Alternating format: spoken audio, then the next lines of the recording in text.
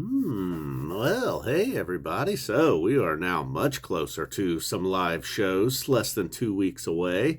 Going back to Portland this time, August 26, 1993. Channel member Tyler requesting this one. Thank you, Tyler, for being a member. And August 1993, I'm sure a lot of you have heard me say, as you know yourself, you've heard others say, one of the times in the history of the band where they just all came together, one of the best months. Just many, many shows released.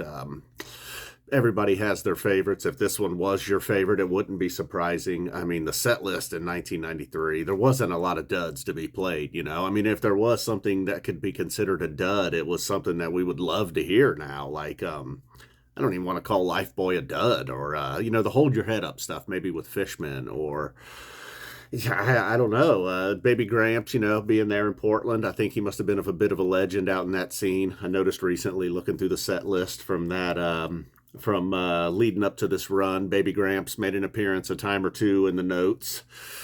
So you get a Runaway Jim opener. Something else, again, that I say a lot, but again, they hit us with it a lot, are great openers. Runaway Jim would probably fit that bill, I would think, as a great opener. Maybe not my number one, but it's really hard to say. You go to a show and you get a Runaway Jim. All right, so I'm rambling on here a little bit, so let's just get to this.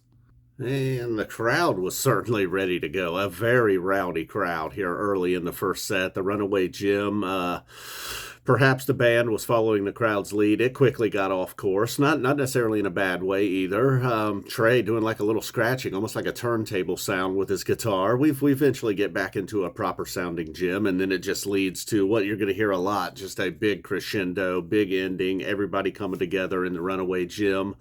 And the crowd really never did calm down. Gula Papyrus following that up. I mean, just to have Gula, Fee, Esther, all the three songs that were all played in the first set. Imagine if that happens now. And then in Reba, a little bit offensive how rowdy the crowd was in the very quiet part in Reba. Did not deter the band, though. From that point on, the song just continues to soar, and again, leading to just a big monster explosion in this Reba. Maybe not I think there's another one from August of 93, I recall, that was really good, like many songs this month. We've already established that August of 93 things were certainly going on.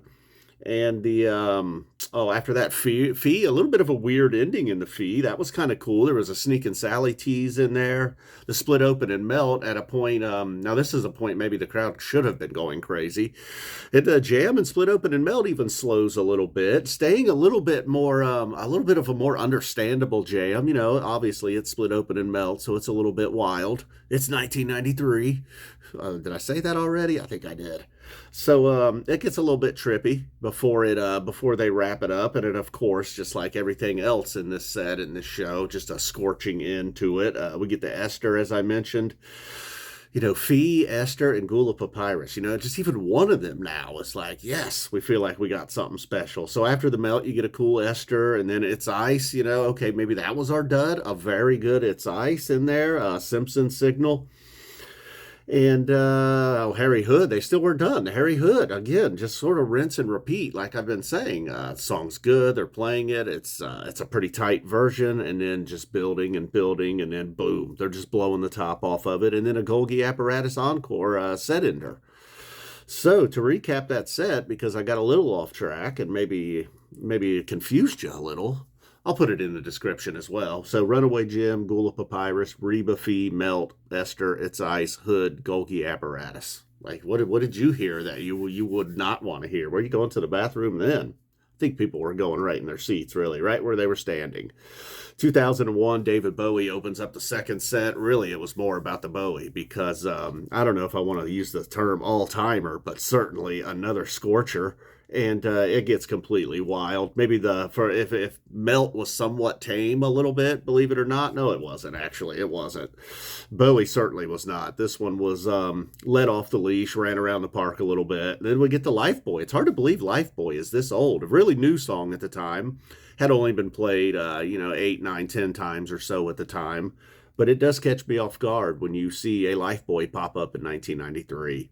Like, I know it's that old, but it just doesn't seem like a song that was that old. And then Riff, Jesus Left Chicago, Page Left Minnesota, headed to the Arlene the Schnitzer Concert Hall.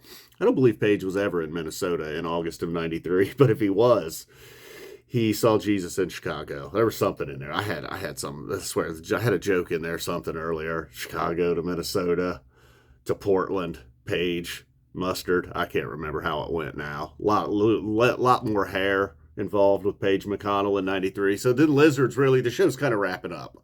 After just a powerful Jesus Left Chicago, we get a Lizards. And then we get a little Fishman. Baby Gramps makes an appearance. Some Hold Your Head Up. A Chalk Dust Torture. A rousing Chalk Dust Torture. A fiery rock Chalk Dust Torture to end set 2. And then a Freebird encore. So really, you know, if the show ended for you at the Lizards as well, that's all right. Everything after that was just more blueberry on top of your sundae, really. Because you had already had a magnificent show. Portland, Oregon. August 26, 1993. Thank you, Tyler, for requesting this one. When I was going over the Portland shows, this one certainly did stand out to me. You know, that previous Portland video, I think I just wanted to say Portland is a ghost town. Seemed like a cool title. Sorry for wasting your time with that. That was the dud. That was the Portland dud. The previous Portland video. All right. Had some Blazers colors in the thumbnail. That's pretty hot, you know. Where's Clyde Drexler when you need him? Was Clyde the Glide still there in 93? Terry Porter? Boy, Page. Page feeling good about his hair after seeing Terry Porter.